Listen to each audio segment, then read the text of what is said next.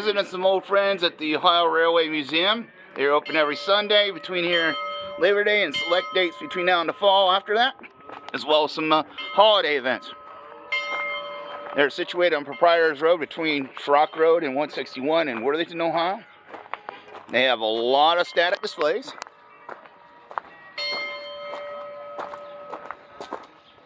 Fairly family-friendly place to visit. Even got a little steam locomotive. You can pull that bell and let her rip, tater chip.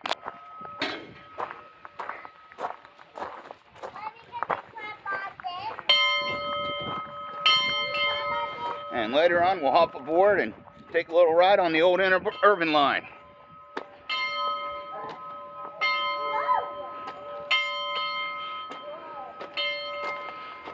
That's the Love Shack CSX transfer caboose that got donated a while back.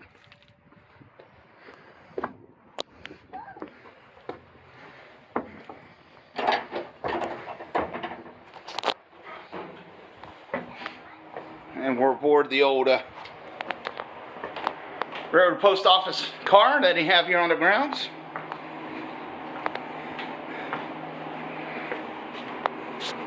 Howdy, howdy. Hi.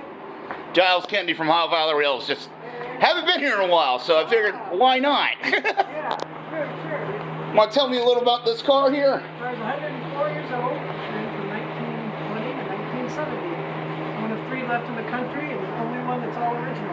The government scraps everything when they're done with it. Right. So it's got saved from the scrapyard. And it's just like the post office in the back on land. They would be sorting mail 70 miles an hour, no air conditioning, 8 to 18 guys on the crew locked in for 8 hours.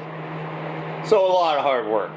Hard work and crowd. You can see when you get all the church pews are not original. The hooks there on the side fold down to look like the other side.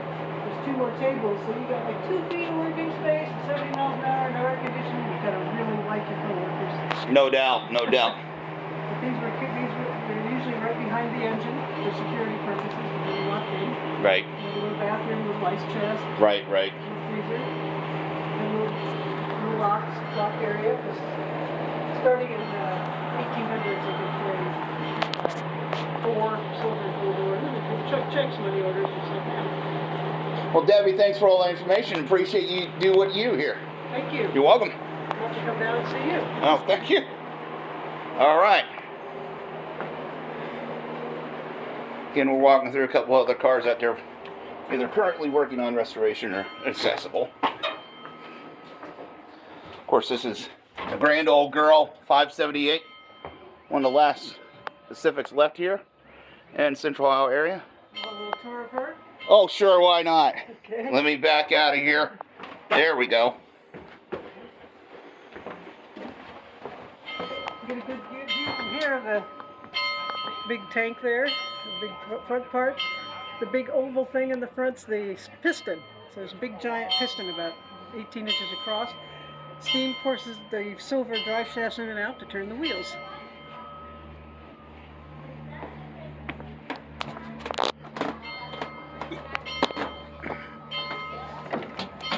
Now these 2 cars, the tender and the engine, are connected, built together, 2 separate cars built together for life. So under this, that'd be overhead and coal back there behind the slanted walls, a big water tank. And under the wooden floor, which is not original, Of course. there's one of the first ones to have a corkscrew under here, which delivered the coal automatically, so you didn't need the 3rd guy shoveling. So the engineer sits here, has the throttle, has the brakes, he has the reverser. His big job, without GPS, they had to know where they were. Of course. How to get to the next water stop before running out Yep. of water, how to get to the depot. Yep. Which out west, where you had maps, you had mile markers, but buffaloes could easily knock over mile markers, so you still had to know where you were. Absolutely. Now he could slow everything down. You still had the problem of steam pressure's backing up. Mm-hmm. The piston's not moving as fast. Okay. Fireman sits over here. He has water level gauges. He has these are just little lights so you can see the water level gauges. These would be steam pressure, water pressure, everything, water temperature. all these manipulate all that. Mm-hmm. And his job was to make sure the steam pressure didn't get so high it exploded everything, but also not so low he stalled everything. He didn't want to burn out the firebox, so he could control the air in there and how much coal. And you see, they can't see ahead of them. That's why you always see them kind of hanging out the window like that. Sure enough. Now we got a good picture here. Sorry, walking in front of there. That's quite all right. Chillicothe, 1948. That'll do some damage. Yeah, they found debris a mile away. Goodness. So that's what it looks like when your fireman's not quite on the ball. And of course we can't see it because of Silcott, but there's a train going by. No, they built that building. We're in the process of, there's a little bump out area there with 2 old box cars. We're going to build viewing stations on top of it. Oh, that'd be great. Yeah. That'd be awesome. Then there'll be a nice place to watch trains. Oh, absolutely, absolutely. Well, again, thank you so much, Debbie. Appreciate you.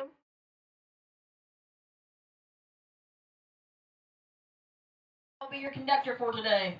Now back in the back we have our brakeman, Josh. Say hi, Josh, everybody.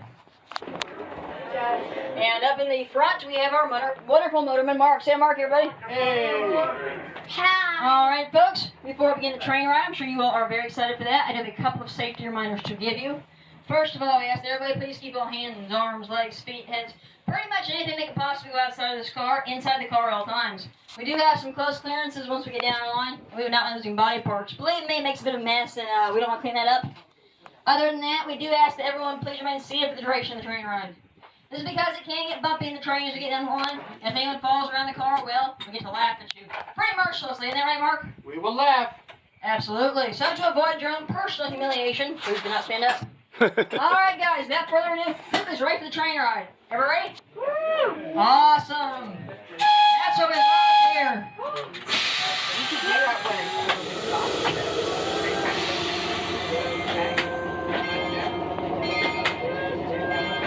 Alright folks, here we go. We are now in motion.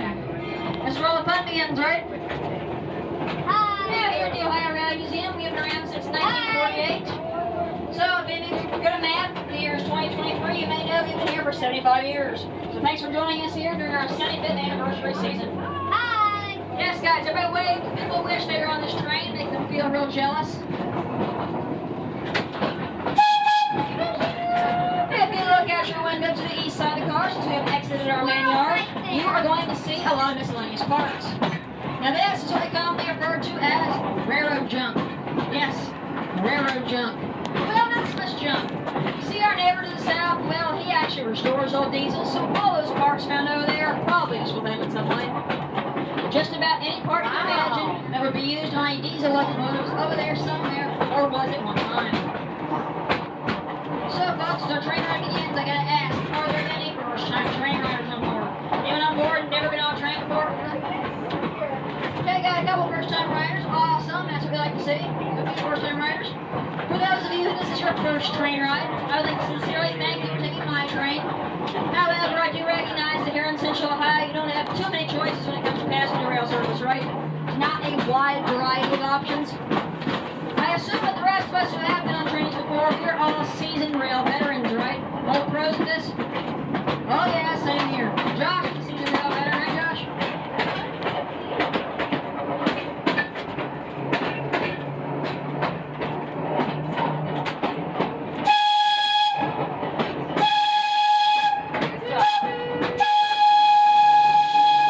You guys hear the sound of that whistle? Don't you just love it?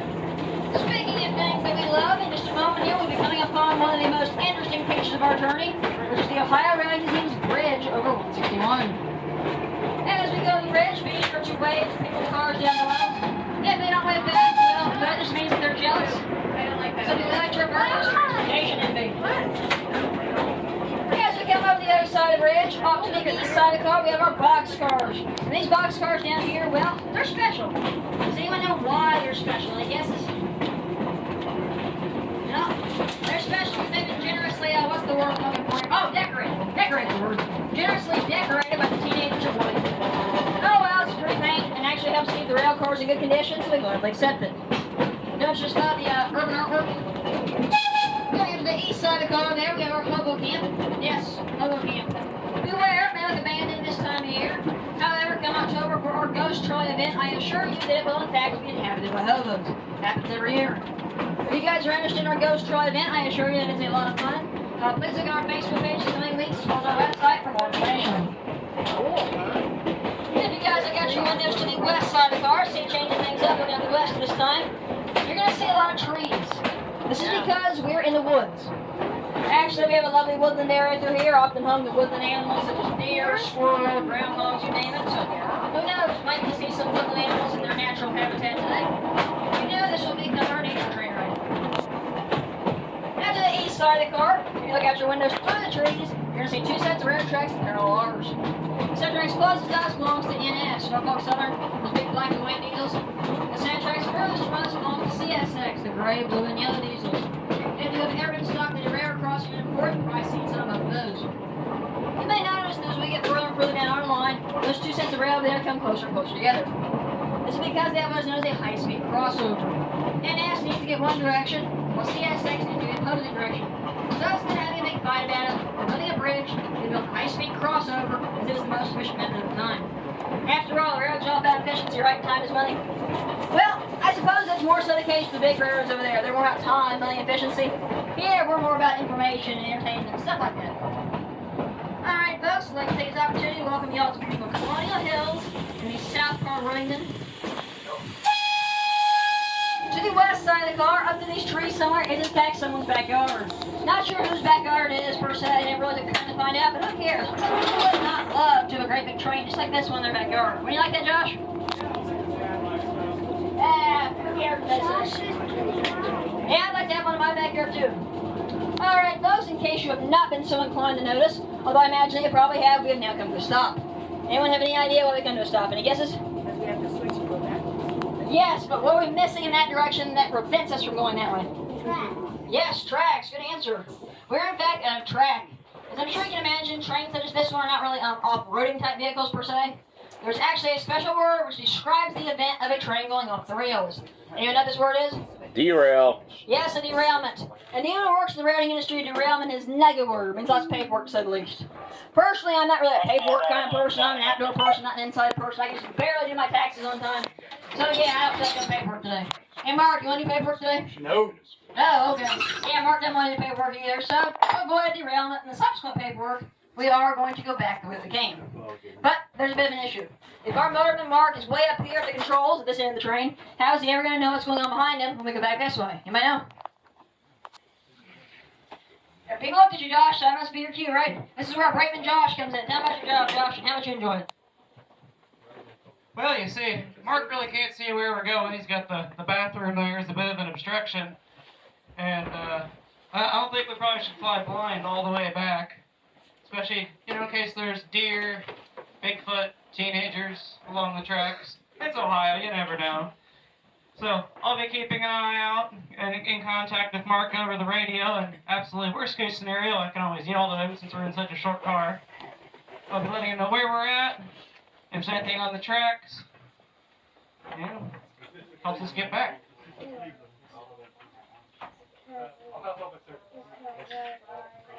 Do you enjoy your job as brakeman? Yep. What's your favorite part? Probably getting that engine fault. What's your least favorite part? Paperwork. Yeah. Hope we don't have to do any. Favorite part of my job is getting messed with the brakeman. Alright, folks. Since we are going back that way, and thanks to our brakeman, now we're going to get there. You guys ready to go back? Everybody ready to go back? Unless you guys want to walk back. Did anyone actually want to walk back? No. No one wants to walk back? You know, no one ever takes me up on that, and I just can't understand why. It's only a mile and a half. I'll walk back, Bill. You don't now. Alright, folks, I guess we're ready to go back. Not sure how that works, but it's about a psychological phenomenon. And the other thing is that when we are southbound, we do not have the opportunity to get a whole lot of airflow through here. When we're northbound, we get this open window back here, plenty of opportunity to get a good breeze through here. So you can probably feel the difference on a hot day like today. Now, in case any of you are wondering, you're currently riding on number 64, an electric interurban car. Number 64 was built by the Coleman Car Company in Cleveland, Ohio in 1924. At the time it was built, its original number was in fact 41, as you can see up there in the back of the car. Number 41 ran for the Ohio Public Service Company and was actually on a division that was disbanded in the 1930s. So the second division it went to work for actually already had a 41, so it became number 64. That's the next number available. Number 64 was donated to the Ohio Railroad Museum in 1954. if you look on the walls here to either side, you're using advertisements. These are reprints of actual advertisements that would have been used around the time this car was in service. So there's a lot of good history behind here. Now I mentioned this was an interurban car. Does anyone know the difference between an interurban and a street car? Interurban was like a Greyhound bus in the way. They were from city to city going long distance between stops. So I had a bathroom, which you can just go right back here or left to. There's other accommodations, there's more space that they able to go these longer distances.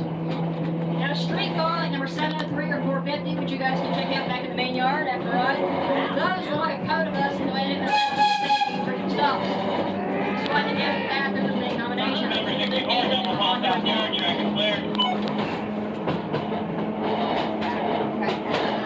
enjoying the ride so far? Awesome. Now we have to the west side of the car, some lovely wooded ravine area. I've never seen it. Also go straight to fall foliage. We come back September, October. And even know what time it is right now. Once again, it is bridge time. Going back though is the Ohio Railway Museum's Bridge of 161. And remember folks, this is our free hour today, so it's wait, minute count. And there's absolutely no one to wave at early. That is not unfortunate timing. Yeah, we'll try again later. There'll be another train ride later on, so we'll try again.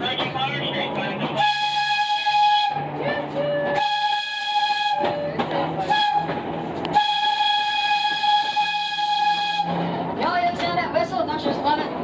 Actually, there's a lot of good information we have with whistle signaling. For example, 1-2 means stopping, 2-2 means forward, 3-2 means reverse, and long, short, long, turn, well that's it if I can cross it. Anyone have toy whistles of their own at home? We're not entirely satisfied with the current amount of toy whistles. We do have toy whistles available for our gift shop. Check out the Ohio Railway Museum's gift shop located in our depot after the train ride for trains, toy whistles, and other miscellaneous train ride merchandise. Can't go wrong with toy train, folks, to make great occasion gifts. Plus, as I mentioned earlier, this is our 75th anniversary season. To commemorate this, we have an HO scale box car available in the addition to our gift shop. So if you're into HO scale, make sure you get one while they'll ask. As we continue on our journey northbound today, I would like to remind everyone that here at the Ohio Railway Museum, we're a non-profit, all-volunteer run organization. With this, everything we get from ticket sales, merchandise purchases, as well as your donations, goes right back to this place, so we can all ongoing preservation, as well as our mission efforts. If you're interested in donating to the Ohio Railway Museum, your donation you'll pass about way out today, as well as on the depot. Any and all donations will be appreciated, folks, but everything counts, be sure of that. So if you've enjoyed your experience here today, please consider donating on your way out. Also, it's an all-volunteer organization. As you may have guessed, we're always looking for new volunteers. So if you've ever wanted to work on the railroad, now's your opportunity. Whether you have no experience or tons of experience, we'll get you trained with something. If you're interested in volunteering, please speak with me after the rides. I'm your volunteer coordinator, or pick up an application at the depot. We'd love to have you all here as part of the team. Please remain seated until we come to a complete stop. While the completion of the ride, you'll hear the sound of the whistle. Welcome back. Also, keep in mind your ticket sales are good for rides all day. So we'd love if you join us here for the next train ride about 3 o'clock. Or ride at 3 and 3:30. We'll stay and ride all day. Thank you for visiting the Ohio Railway Museum. We'll be actually in the back right over here. I hope that you enjoyed your train ride and your visit. This is the inside of a diesel locomotive that was donated to the Ohio Railroad Museum. It's a former Union Pacific diesel, number 463. Although it's a little bit gutted, it's a great place to explore and see how, shall we say, roomy/cramped the cab was. Again, I'm going to be on the 215, 230 interurban ride, and see y'all on the interwebs later.